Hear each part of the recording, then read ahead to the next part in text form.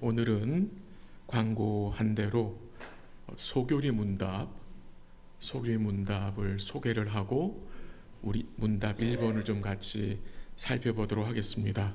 혹시 오늘 본당 들어오시면서 요 작은 소책자 하나 받으셨어요? 네, 선물입니다. 한국에서 왔어요. 비행기 타고 온 거예요. 너무나 귀한 거고 여러분 거 가져가셔서 성경에 꼭 끼워 놓으셔도 되고요. 집에서 자주 사용하시고 읽고 그러시고 또 수요일에 오실 때 요 책자를 가져오시면 좋겠어요. 여기 나오는 이제 순서대로 우리가 이제 말씀을 좀 보려고 하기 때문에 벌써 저희가 작년 10월 달에 주기도문을 받고요. 여기 있는 주기도문. 그 다음에 올 초 10계명을 저희가 받습니다. 반 정도가 끝난 거예요, 벌써. 이제 오늘부터 1번부터 쭉 보겠는데 이제 사도신경을 좀 이렇게 풀어서 이제 교리문답으로 만든 것입니다. 그래서 영어로도 나와 있거든요. 그래서 이 소책자를 가지고 여러분 자녀들한테 물어보시고 또 설명해 주시고 그렇게 사용해도 좋을 것 같아서 여러분 꼭 받지 못하신 분은 나중에 받아서 가져가시고 매주 수요일마다 오실 때 이 책자를 가져오시면 좋겠습니다. 본문은 좀 이따 읽고요. 먼저 제가 소개를 좀 하겠습니다. 먼저 우리 문답 1번 한번 읽어볼까요? 문답 1 한번 가보세요. 질문은 제가 읽고 답은 여러분 읽어주세요. 인간의 최고 목적은 무엇입니까?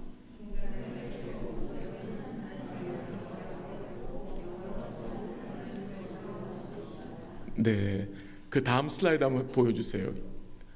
네, 다시 한번 읽어볼까요? 시작. 인간의 최고 목적은 하나님을 영화롭게 하고 영원토록 즐거워하는 것입니다. 오늘 우리가 이 1번 문답을 좀 같이 나누려고 하는데 그 전에 먼저 한번 제가 이 교리 문답을 한번 간단하게 소개를 하고 그렇게 말씀을 보도록 하겠습니다. 마태복음 16장에 보면은 예수님께서 제자들에게 너희는 나를 누구라 하느냐라고 물었습니다. 그 질문에 베드로가 하나님의 은혜로 뭐라고 대답을 했죠? 주는 그리스도시요 살아계신 하나님의 아들이시니이다라고 고백을 했어요. 그 고백을 주님이 들으시고 주님이 베드로에게 뭘 말씀하셨죠? 너는 베드로라. 내가 이 반석 위에 내 교회를 세우리니 음부의 권세가 이기지 못하리라 라고 말씀하셨습니다. 주님이 베드로에게 내가 이 반석 위에 내 교회를 세우리라 라고 말씀하셨어요. 그러니까 교회를 세우시는 분은 주님이신데 주님이 교회를 어디에 세우신다고요? 반석 위에. 이 반석 위에. 이 반석은 베드로의 신앙 고백을 말하는 것입니다. 베드로의 신앙 고백. 베드로의 신앙 고백 위에 주님이 내 교회를 세운다고 말씀하셨습니다. 참된 신앙 고백이 있는 곳에 참된 교회가 세워집니다. 여러분들이 다 교회인데요. 참된 교회로 세워지기 위해서는 뭐가 있어야 합니까? 참된 신앙 고백이 있어야 합니다. 그러니까 우리의 신앙 고백은 너무도 중요한 것입니다. 우리가 주일마다 사도신경을 고백하죠. 왜 고백합니까? 그것이 우리가 믿는 바이기 때문입니다. 그래서 사도신경을 고백하는 것입니다. 참된 고백이 있는 참된 교회는 음부의 권세가 이기지 못한다고 했습니다.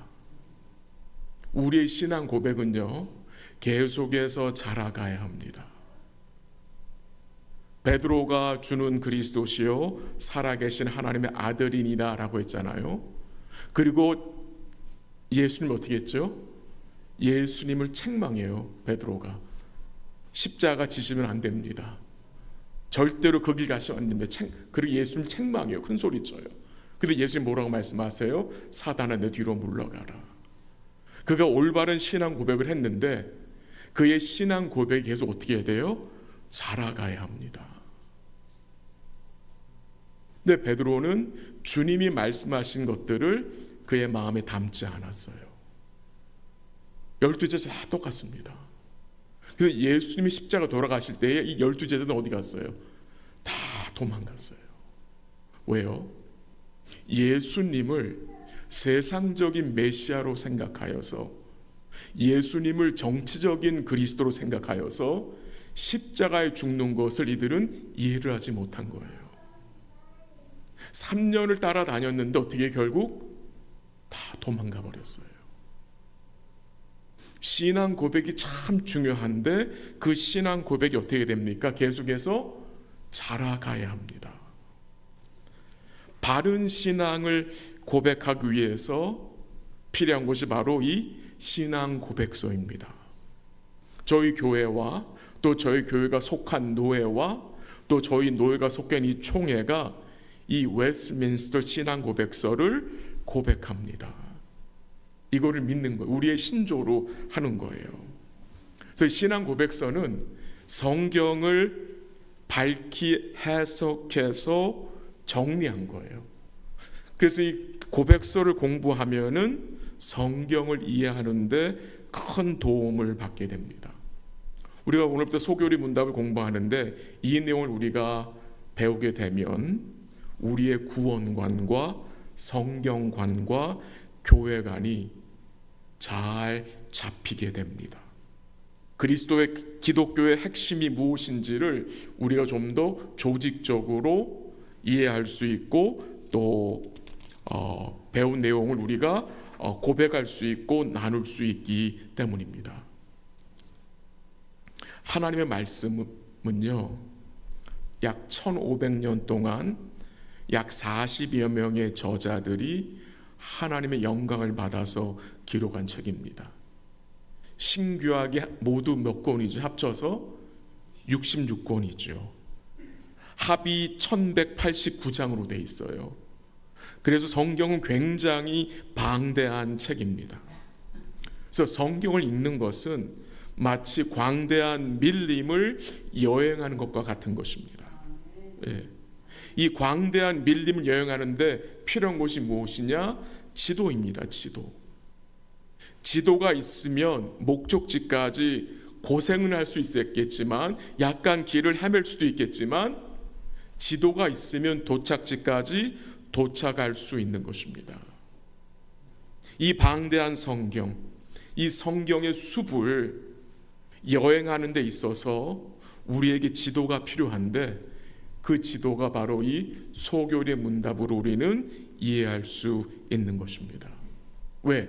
이 소교리 문답이 성경을 좀 더 조직적으로 체계적으로 요약을 해 두었기 때문입니다. 저는 설교를 66파일로 나누어서 정리를 합니다. 엄청난 양의 설교가 있어요, 컴퓨터에. 근데 그거를 그냥 다 한 곳에 모아놓으면 찾을 수가 없어요. 도움이 안 돼요. 그래서 창세기부터 계시록까지 66개 파일을 만들어 놓고 한 설교를 거기 다 어떻게 해요? 다 세이브를 해놓습니다. 그럼 필요할 때 참고할 수가 있잖아요. 이 교리문답이 그런 것입니다. 성경의 내용들을 조직적으로 다 이렇게 나눠 놓은 것입니다. 왜요? 이해하는데 도움을 주기 위해서.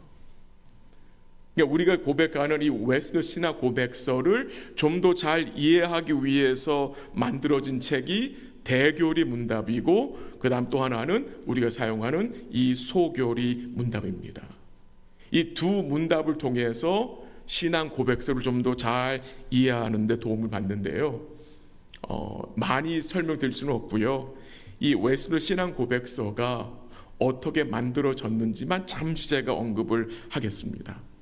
이 신앙 고백서는요, 영국의 웨스트민스터 사원에서 약 6년 동안, 6년 긴 시간이죠. 1643년부터 1649년까지 1163회의 정규 모임을 통해서 만들어진 거예요. 그때 그 모임에는 121명의 신학자와 목회자가 있었고 30명의 장로들과 상원의원 10명과 하원의원 20명이 만나서 1163회의 모임을 통해서 이것을 만든 거예요.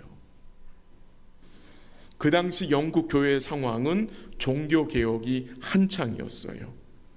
또한 영국 교회는 제임스 1세와 찰스 1세 밑에서 수많은 탄압과 고통과 박해를 받았지만 그 어려운 상황 가운데 더욱 바른 신앙을 또 신앙 고백을 하기 위해서 만들어진 것이 바로 이 신앙 고백서고 대소교리 문답인 것입니다. 이 신앙 고백서는요, 영국에서만 사용된 게 아니라 스코틀랜드와 아일랜드 교회들이 이 신앙 고백서를 받아들였고요. 그 이후에 세계의 여러 나라의 장로 교회들은 이 신앙 고백서를 자기들의 신앙 고백서로 받아들였고요. 미국으로 건너온 청교도들은 1729년에 미국 장로 교회의 신앙 고백서로 이 웨스민스터 신앙 고백서를 인정하였고, 한국에는 장로교 선교사님들이 이걸 가지고 와서 1917년도에 한국 장로교회의 표준 신앙 고백서로 받아들인 겁니다. 벌써 이게 우리의 장로교회 신앙 고백서 받아들인 것이 100년이 넘은 거예요. 좋은 유산이죠. 이 대교리 문답은 어른들을 위해서 만들어진 거고요. 이 소교리 문답은 어린 아이들을 교육하기 위해서 만들어진 거예요. 그러니까 우리 믿음의 선진들이 얼마나 자녀들을 말씀으로 잘 양육했는지를 우리는 이 교리 문답을 통해서 알 수 있는 것입니다. 우리가 교회 역사를 살펴보면요, 이 교리 공부가 계속 있었다는 것입니다. 초대교회, 중세교회, 근대교회 그리고 현대교회까지 이 교리 공부는 계속해서 이어졌어요. 근데 이민교회는 이 교리 공부가 많이 약한 현실입니다. 많이 약합니다. 이 신앙 고백서와 소교리 문답을 통해서 여러분과 제가 성경 전체의 핵심 주제와 내용을 다시 살펴보고 또 진리 안에서 우리가 하나가 되고 그 과정을 통해서 거짓된 가르침을 구별하고 또 거기에 빠지지 않는 그런 삶이 될 수 있기를 기도하고요. 또 이 신앙 고백 왜 필요하냐? 우리의 신앙을 변호하기 위해서입니다. 믿음은 디펜스해야 돼요. 왜요? 얼마나 거짓 가르침이 많습니까? 그 거짓 가르침을 구별해야 되고 분별해야 되고 또 디펜드해야 돼요.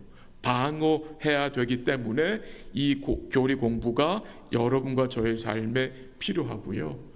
이 공부를 통해서 우리는 교회의 거룩성과 순수성을 또한 지켜나가야 하는 것입니다. 때로는 이 공부가 딱딱할 수 있어요.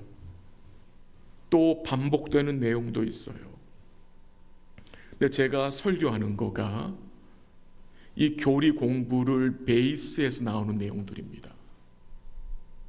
그래서 이 공부를 하게 되면은 제가 설교하는 내용들을 성도님들이 좀 더 잘 이해할 수 있다는 것입니다. 저의 모든 설교의 백본이 이 뼈대 역할이 이 신앙 고백에서 나온 것이기 때문입니다. 그리고 이 소교리 문답 교리 공부를 하게 되면요, 복음을 이해하는데 정말 큰 도움을 받게 됩니다. 그것은 제가 경험한 것입니다. 제가 이 공부를 통해서요, 제가 복음을 더 부요하게 이해하게 되었고요, 그 과정을 통해서 저의 삶이 바뀌었습니다. 저의 삶이 바뀌었어요. 제가 오랜 시간 동안 EM과 유튜브 사역을 했었거든요. 제일 많이 한 것이 바로 이 공부입니다. 교리 공부입니다. 큰 유익이 있었어요. 그래서 우리가 이 공부를 하게 되는데요, 이것을 통해서 우리 성도님들의 신앙의 체계가 더 잘 잡히기를 기도하고 복음을 더 부요하게 이해할 수 있는 그런 복된 계기가 될 수 있기를 간절히 기도합니다. 이 소교리 문답은 질문이 1번부터 107번까지 있어요. 굉장히 긴데 그것을 크게 두 부분으로 나눌 수가 있어요. 1번부터 38번까지, 그리고 두 번째 부분은 39번에서 107번까지. 첫 번째 파트 1번부터 38번까지는 하나님에 대해서 우리가 무엇을 믿어야 하는가에 대한 내용이에요. 그러니까 하나님에 대해서 성경이 무엇을 믿으라고 하는가. 그리고 두 번째 섹션인 39번부터 107번까지는 하나님 우리에게 무엇을 요구하시는가. 그러니까 쉽게 말씀드리면 믿음과 순종에 대해서 말씀하고 있는 거예요. 오늘 우리 교리문답 1번 다시 한번 가볼까요? 문답 1번 다시 한번 제가 문제 읽고 여러분 답을 읽어주세요. 인간의 최고 목적은 무엇입니까? 최고 목적은 하나님을 영화롭게 하고 영원토록 삶을 즐거워하는 것입니다. 네. 그러니까 이 질문, 이 문답이 우리에게 뭘 말해줍니까? 쉽게 말하면 왜 사니? 이겁니다. 무엇을 위해 사는가? 라는 질문입니다. 여러분은 무엇을 위해 사십니까? 무슨 목적을 최고의 목적으로 삼고 살고 계십니까? 혹시 이 질문을 여러분 자녀들이 한번 해보셨습니까? 하지 않으셔도 꼭 하셔야 합니다. 여러분 자녀들에게 물어야 합니다. 너희들은 왜 사니? 무엇을 위해 사니?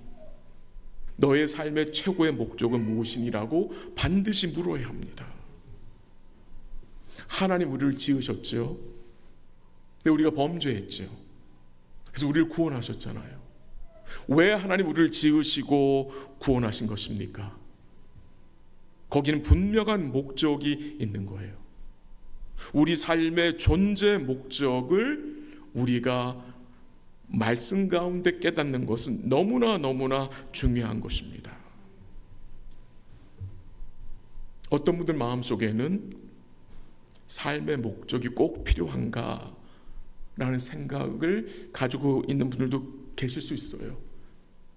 그냥 살면 되지, 이 힘든 이민 생활 너무나 바쁜데, 일하면서 살기도 바쁜 세상인데 무슨 인간의 주된 목적을 생각해?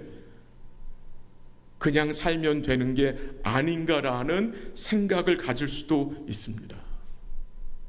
근데 하나님이 사람들을 만들고 또 범죄한 인간들을 구원하신 것에는 분명한 목적이 있다는 것입니다. 하나님은 아무 목적 없이 우리를 만드시고 구원하신 것이 아니라는 것입니다. 예수님께서 십자가에서 대속의 피를 흘리시고 우리를 그 저주와 심판과 지옥에서 건지신 목적이 있다는 것입니다. 한번 우리 이사야 43장 7절 가보겠습니다. 이사야 43장 7절 같이 읽게요. 시작. 내 이름으로 불려지는 모든 자 곧 내가 내 영광을 위하여 창조한 자를 오게 하라. 그를 내가 지었고 그를 내가 만들었느니라. 하나님이 왜 이스라엘 백성들을 창조하고 만드셨습니까? 거기 분명히 나오죠. 내가 내 영광을 위하여 창조했다고 증거하고 있습니다. 여러분과 저의 창조 목적은 우리가 정합니까? 하나님이 정합니까? 하나님이 정하시는 거예요. 왜요? 하나님이 우리를 지으셨고 하나님이 우리를 구원하셨기 때문에 우리 인생의 목적을 내가 정하는 게 아닙니다. 하나님이 정하시는 것입니다. 결정권이 나에게 있는 게 아닙니다. 하나님께 있는 것이. 왜요? 하나님이 창조주시고 하나님이 유일하신 구원자이기 때문에. 근데 세상에서는 이런 말을 좋아하지 않습니다. 동의하지도 않습니다. 듣기 싫어합니다. 그러나 이것이 엄중한 진리라는 것을 우리는 반드시 기억해야 합니다. 이 세상의 생각, 죄인의 생각은 모든 초점이 어디가 있습니까? 항상 자기 자신입니다. 항상 자기 자신에 가 있습니다. 그래서 언제나 내 중심적이고 내 삶은 내 것이라고 생각하고 내 뜻대로 살아가는 것이 이 세상의 삶입니다. 그것이 이 무신론자들의 가치관입니다. 근데 주를 믿는 성도들은 그 가치관을 따라가서는 안 되는 것입니다. 보통 부모님들이 공부를 잘 하지 않으려고 하는 아이들한테 자녀들이 뭐라고 말하죠? 공부 좀 해라. 엄마 위해서 공부하니 네 자신을 위해서 공부하라 그러죠. 한 번도 그런 말 안 하신 것 같은데 그런 말 안 해보셨어요? 네 자신을 위해서 공부해. 엄마 위해서 공부하는 거 아니야. 아빠 위해서 공부하는 거 아니야. 저희 엄마가 과외 선생님이었어요. 얼마나 말을 많이 들었겠습니까? 네 자신을 위해서 공부하라고. 근데 엄밀히 말하면 그건 잘못된 말입니다. 너 자신을 위해서 공부하는 게 아닙니다.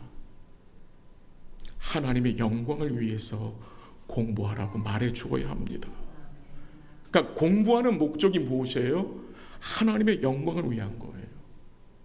여러분과 제가 주의 몸된 교회를 섬깁니다. 무엇을 위해 섬기는 것입니까? 나를 위해 섬기는 것이 아니잖아요. 주의 영광을 위해서 섬기는 거잖아요. 그래서 성도의 가치관, 이 믿음의 가치관은 이 세상의 가치관과 어떻게 합니까? 다르다는 것입니다. 다릅니다. 여러분과 저에게는 창조주와 구원자가 계시기에 그가 주신 절대적인 진리 안에서, 그러니까 그의 말씀 안에서 여러분과 저의 삶의 목적이 주어졌다는 것입니다.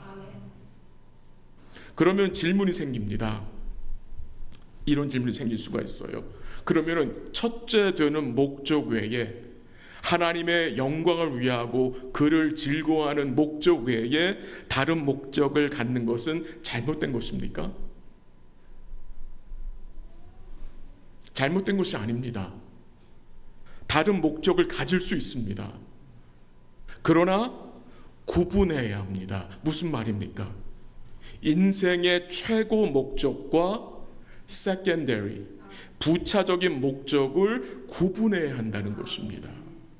여러분 이해가 되십니까? 하나님이 우리를 거기에 허락하신 그 첫째 되는 목적, 그 주된 목적과 부차적인 이 secondary 목적은 구분되어야 한다는 것입니다. 예를 들어서 설명해 볼게요. 이 부차적인 목적들, 2차적인 목적들, 가정이 될 수 있겠고 공부가 될 수 있겠고 건강을 지키는 거, 일 등등이 될 수 있잖아요. 다 이것들은 부차적인 목적입니다. 그리고 이 부차적인 목적들은 모두 첫째 되는 목적을 섬기는 수단이 되어야 한다는 것입니다. 여러분 동의가 되시죠? 2차적인 목적들은 최고의 목적을 섬기는 수단이 되어야 되는 거예요. 일을 하고 밥을 먹고 운동을 하고 공부를 하는 모든 것들, 첫째 되는 목적을 섬기기 위한 means, 수단이 되어야 한다는 것입니다. 근데 문제가 무엇입니까? 문제는 교회를 다니면서도 신앙생활을 한다고 하면서도 이 부차적인 목적들을 첫째 되는 목적으로 생각하고 사는 삶이, 이게 문제인 것입니다. 부차적인 것인데, 세컨더리 목적인데 그것을 첫째 되는 목적으로 여기며 사는 것이 죄가 되는 것입니다. 여러분의 삶은 어떠합니까? 여러분의 인생의 부차적인 목적들이 이 첫째 되는 목적을 섬기는 수단으로 사용되고 있습니까? 어떻습니까? 예를 들어 한번 설명을 해볼게요. 돈에 대해서. 우리 성도님들은 돈에 대해서 어떤 태도를 가지고 계십니까? 긴 이야기일 수 있겠지만 짧게 말씀드리면 돈은 여러분과 저의 목적이 될 수 없습니다. 목적이 아닙니다. 수단입니다. 무엇을 위한 수단입니까? 첫째 되는 목적을 섬기기 위한 수단이 되어야 한다는 것입니다. 이것이 뒤바뀌면 안 되는 거예요. 오늘 여러분의 삶은 어떠합니까? 2차적인 목적이 맨 위에 와 있는 삶입니까? 돌아보시길 바랍니다. 인생의 최고의 목적을 알고 사는 것은 너무도 복되고 귀한 것입니다. 인생의 방향을 알고 가고 있다는 것입니다. 여러분 주위에 얼마나 이 삶의 최고의 목적을 모르고 사는 사람이 많습니까? 그러니까 인생의 방향감이 없는 것입니다. 인생의 첫째 되는 목적, 이 God-given purpose가 우리에게 주어졌다는 것은 얼마나 복된 것인지 모릅니다. 이 최고의 목적을 알고 소유해야 인생을 가치 있게 살 수 있습니다. 이 최고의 목적이 우리의 인생의 최고의 목적이 아니면은 인생은 허무합니다. 혼돈스럽습니다. 인생의 질서가 없고 믿음의 우선순위도 지키기가 어려워진다는 것입니다. 그러나 저의 말을 오해하지는 마십시오. 저는 지금 성도님들께 목적이 이끄는 삶을 말하는 것이 결코 아닙니다. 목적이 이끌어가는 것이 아니에요. 주님이 우리를 이끌어 가시는 거예요. 복음이 우리를 이끌어가는 거예요. 그 주님이 이끌어가는 그 삶의 우리의 목적이 무엇입니까? 주님을 영화롭게 하는 것이고 그를 즐거워하는 것입니다. 하나님을 영화롭게 한다는 것이 무슨 의미입니까? 이 영화롭게 한다는 이 말씀, 이 표현, 이 영광이란 표현이 이 뜻이 무겁다라는 뜻입니다. 근데 이 무겁다라는 뜻은 단순히 몸무게가 많이 나간다는 그런 뜻이 아니라 우월성, 탁월함을 말할 때 사용하는 것입니다. 예를 들어 볼게요. 저는 박지성 참 좋아했습니다. 박지성 아시죠? 요즘은 손흥민 때문에 박지성 잘 모르는 것 같은데요. 저는 손흥민보다 박지성이 더 좋아요. 야구 선수 아니에요? 축구 선수예요. 그 박지성이요, 저보다 작아요. 저보다 키도 작고요. 체구는 저보다 더 왜소하죠. 아주 작은 체구를 가지고 있어요. 프레드 마이어 갔다가 거기 박지성이 추를 입고 나타났어요. 그럼 그의 무게감을 우리가 느낄 수 있어요, 없어요? 못 느낍니다. 느끼지 못해요. 근데 박지성이 축구장에서 축구화 신고 있다면 우리는 그의 무게를 충분하게 느낄 수 있습니다. 우리 예수님, 사람들의 눈에 어떤 모습을 보여줬지요? 이사야 53장에 보면요, 그는 고운 풍채도 없고 고운 모양도 없고 사람들이 보기에 흠모할 만한 아름다운 것이 있다 없다? 없다고 했습니다. 외적으로는 전혀 무게감이 있어요, 없어요?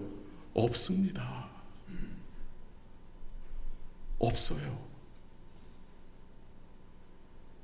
근데 그가 말씀을 선포하실 때에 사람들은 그분을 어떤 분으로 여깁니까?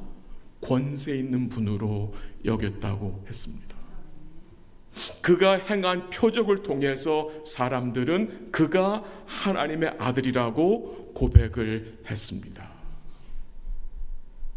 이 하나님의 영광이요, 물론 이 만물을 통해서, 창조 세계를 통해서 나타난 것도 사실이지만 하나님의 영광은 예수님을 통해서 가장 선명하고 확실하게 드러났습니다.